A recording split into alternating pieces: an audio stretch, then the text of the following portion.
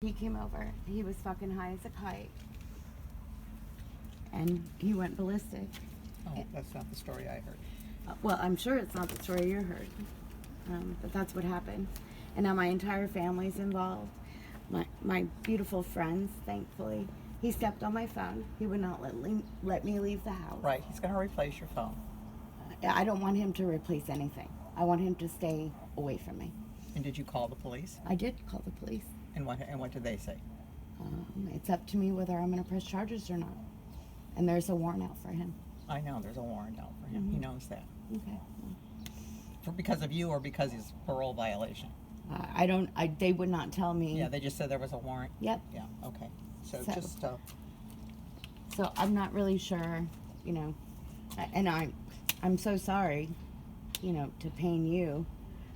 Totally not my objective. But when I have somebody over at my home, and I mean, the cops took pictures of everything. Pictures of what? The things that he knocked over, the beer that he threw all over my house, that I work hard for. He threw beer? He told me he spilled the beer. No, he threw beer. He literally took a beer and sprayed it throughout my living room. So you haven't pressed charges? Not yet. Are you going to? I don't know yet. Well, because he'll go back to prison for the rest of his life. Well, I didn't know that until last night. I didn't know that he was this 3-time thing. Right. I had no idea.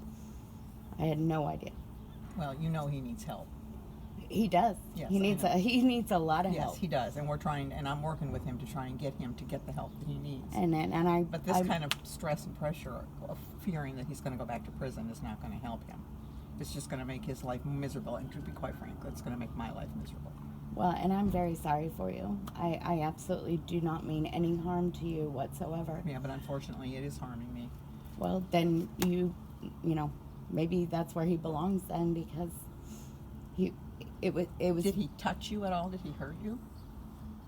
He did not put his hands on me. Fine. However, he kept me from leaving my own house to get help because I was terrified of him. So I would be careful if I were you. No, I know. And I'm very sorry. He was going to give you this phone as his backup. His old phone to use if you want. No, thank you. No, I want nothing from him. Okay. All right. Nothing. Well, that's fine. I would from a mother's perspective, I would ask you please do not press charges against him. Let me get him the help that he needs. Well, as long as he gets help. He's going to get help, one way or the other. I'm going to make sure he gets help. And I'm sorry to say this, and I don't mean to be disrespectful to you, ma'am, but why hasn't he gotten help before now? Because I've been trying to get him help, and you know how he is. He backs away from everything. Okay. Well, I wish you the best of luck, and Well, just stay out of contact with him, and that's what he wants, and that's, you should. That's what he wants. Yes. There you go. That I should have never what? You should have never let him back in your house after the last episode that we had that I had to come down here for. Well, I don't know why you keep supporting this behavior. I'm not supporting it. I'm trying to get him help. Just know that he thinks you're the problem. I know I'm the devil reincarnated. Right. I know. I know. I hear that. You've heard that story before. I've heard that from the time he was this big. Yes, okay. I'm the devil reincarnated. Well, I wish you the best. Well, and I can assure you he will never be welcome back here, ever. Okay. Bye.